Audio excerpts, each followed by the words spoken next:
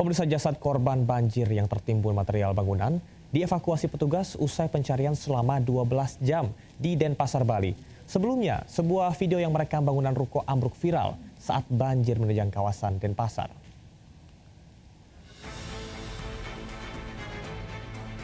Satu korban atas nama Maimunah berjenis kelamin perempuan ditemukan tewas di antara reruntuhan ruko yang ambruk usai diterjang banjir. Korban ditemukan usai 12 jam pencarian. Petugas mengevakuasi jasad korban dengan mengerahkan sejumlah alat berat. Hanya anggota Basarnas dengan anggota TNI turun langsung memutar melakukan kegiatan secara manual. Melihat sebuah tangan yang berposisi naik ke atas meyakinkan bahwa itu jenazah, akhirnya melakukan evakuasi. Hingga Kamis malam, BPBD Provinsi Bali mencatat 16 korban meninggal dunia dalam peristiwa banjir bandang yang melanda wilayah Bali. Dari Denpasar, Bali, Indira Ari, iNews melaporkan. Gelombang Rossby penyebab banjir Bali dan NTT telah bergerak ke Pulau Jawa. Warga Jawa Timur, Jawa Tengah, dan Jawa Barat waspada hujan lebat yang bisa menyebabkan banjir seperti di Bali dan juga NTT.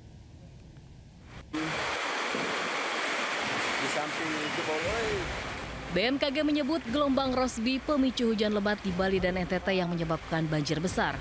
Belasan nyawa tewas akibat banjir di kedua wilayah. Kini gelombang Rossby memang sudah hilang dari langit Bali dan NTT. Tapi data BMKG menyebut gelombang Rossby yang memicu awal hujan di langit bergerak ke Pulau Jawa. Warga Jawa Timur, Jawa Tengah, dan Jawa Barat harus waspada tingkat tinggi dalam 1 pekan ke depan. Karena bisa jadi hujan lebat dengan durasi lama bisa tiba-tiba datang dan menyebabkan banjir seperti Bali dan NTT.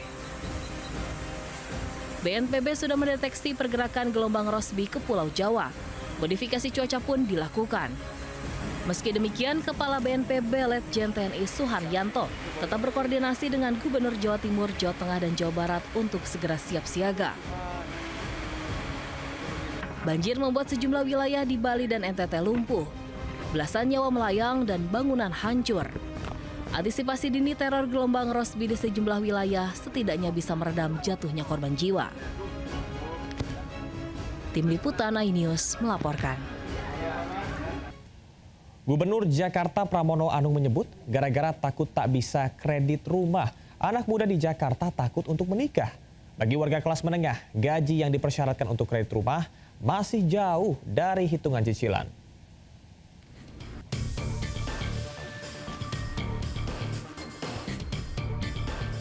Harga rumah di Jakarta makin tidak terjangkau.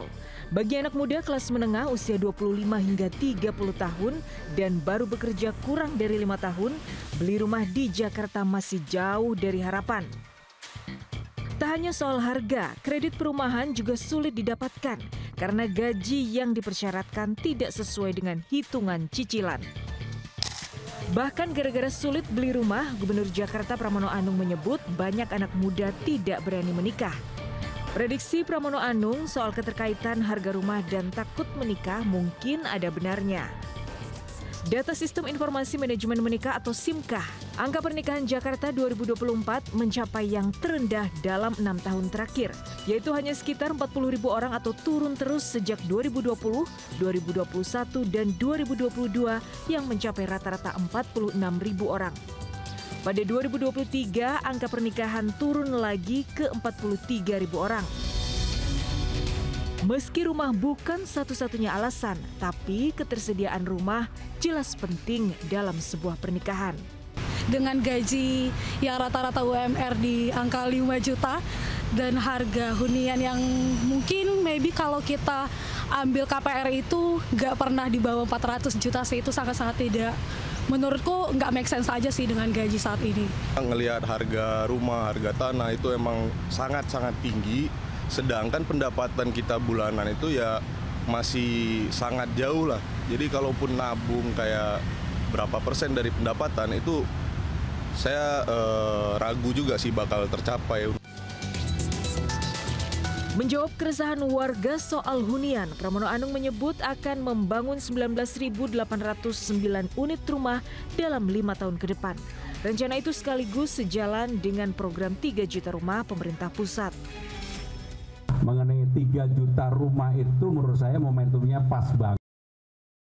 Apalagi kemudian diberikan subsidi melalui program KPP ini, sehingga dengan demikian bagi warga di mana aja ini memberikan kemudahan, dan mudah-mudahan ini membuat keberanian yang belum punya rumah untuk segera nikah. Agar terjangkau kelas menengah, Pemprov Jakarta akan menggandeng Kementerian Perumahan dan Permukiman menyiapkan subsidi harga rumah dan bunga rendah bagi masyarakat. Dari Jakarta, Tim Liputan iNews melaporkan. Demi mencari modal nikah, seorang pria nekat merampok toko kosmetik di Wonosobo, Jawa Tengah. Pelaku akhirnya ditangkap saat sembunyi di rumah calon istrinya.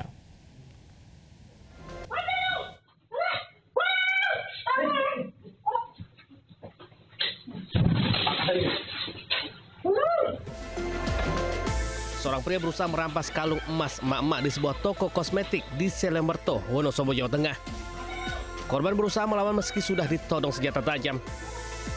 Karena korban berteriak minta tolong, pelaku pun akhirnya panik dan kabur membawa uang Rp200.000 milik korban.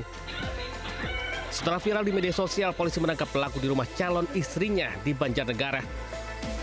Kepada polisi, ia mengaku nekat merampok karena butuh uang untuk biaya pernikahan. Dalam penggeledahan, petugas menemukan barang bukti senjata tajam yang digunakan pelaku mengancam korban. Dari hasil penyelidikan, pelaku diduga sudah berulang kali melakukan aksi perampokan di wilayah Wonosobo dengan nilai kerugian mencapai belasan juta rupiah. Untuk mempertanggungjawabkan perbuatannya, pelaku kini mendekam di sel tahanan polisi dan terancam hukuman hingga 6 tahun penjara. Dari Wonosobo, Jawa Tengah, Didik Donoharto, iNews melaporkan.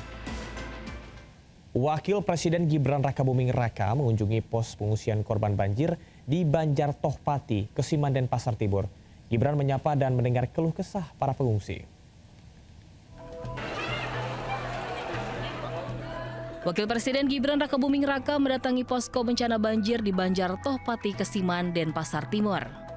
Gibran bertemu dan mendengarkan sejumlah keluhan para pengungsi dampak banjir bandang, mulai dari keluhan kerusakan hingga kehilangan harta benda.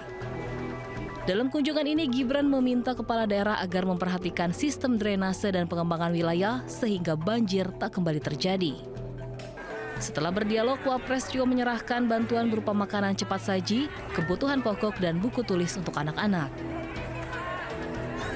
Dari Denpasar, Bali, Indira Ari, iNews melaporkan. Aksi tebar ranjau paku masih menghantui jalanan di Jakarta. Bahkan dalam sehari, relawan ranjau paku bisa mengumpulkan hingga 1 botol paku yang ditebar oknum tidak bertanggung jawab di sejumlah titik jalan. Dan berikut laporan Ismalia serta juru kamera Seto Pratomo. Aksi penebaran ranjau paku masih terus menghantui jalanan di DKI Jakarta. Setiap harinya relawan ranjau paku menyisiri jalanan dengan alat magnet yang sudah dimodifikasi, dan kebanyakan ranjau paku ini ditemukan merupakan patahan payung berukuran 2 hingga 5 cm. Tentunya ranjau paku ini sangat berbahaya bagi para pengendara, terutama pengendara roda 2, yang bisa menyebabkan kendaraan ban bocor hingga kecelakaan. Dan ranjau paku ini diduga sengaja ditebar oleh oknum yang tidak bertanggung jawab seperti tukang tambal ban ilegal. Dan dalam sehari, relawan ranjau paku bisa mengumpulkan 1 botol ranjau paku di ruas-ruas jalan Jakarta seperti DI Panjaitan dan Kali Malang. Dari Jakarta, Ismalia Seto Pratomo, Yudi Richard, iNews melaporkan.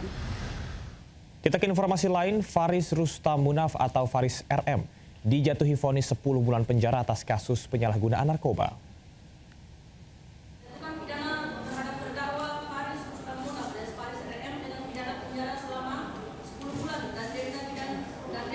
Pengadilan Negeri Jakarta Selatan menjatuhkan vonis 10 bulan penjara, subsidi 800 juta rupiah atau 2 bulan kurungan atas kasus penyalahgunaan narkotika terhadap musisi Faris RM. Vonis ini lebih ringan dari tuntutan jaksa yang sebelumnya menuntut 6 tahun penjara dan denda 800 juta rupiah, subsidi 3 bulan kurungan. Pihak Faris RM mengucapkan rasa syukur atas vonis ringan yang diberikan majelis hakim. Sementara jaksa penuntut umum langsung mengajukan banding.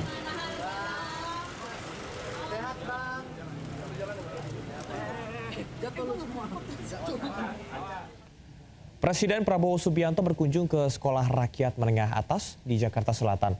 Prabowo berharap sekolah ini bisa memberikan kualitas pendidikan terbaik untuk anak-anak yang membutuhkan.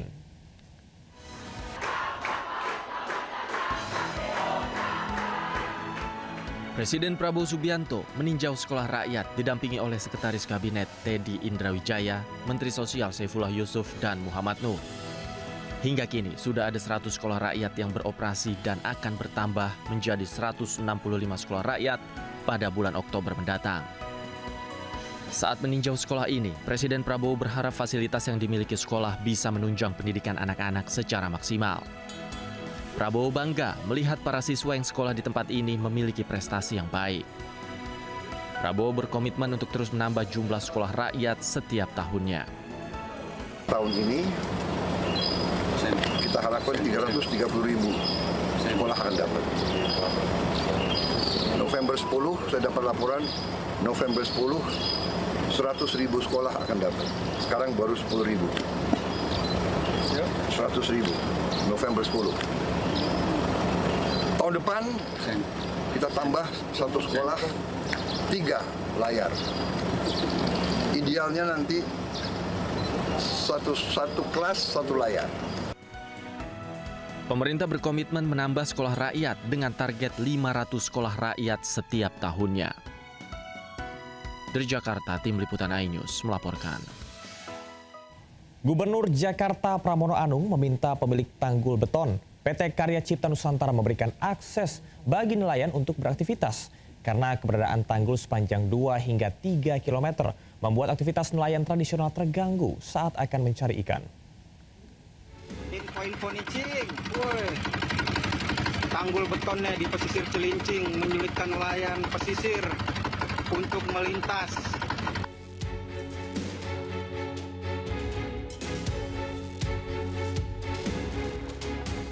Inilah tanggul beton di perairan Cilincing, Jakarta Utara. Keberadaan tanggul beton ini membuat nelayan pesisir resah karena aktivitasnya terganggu.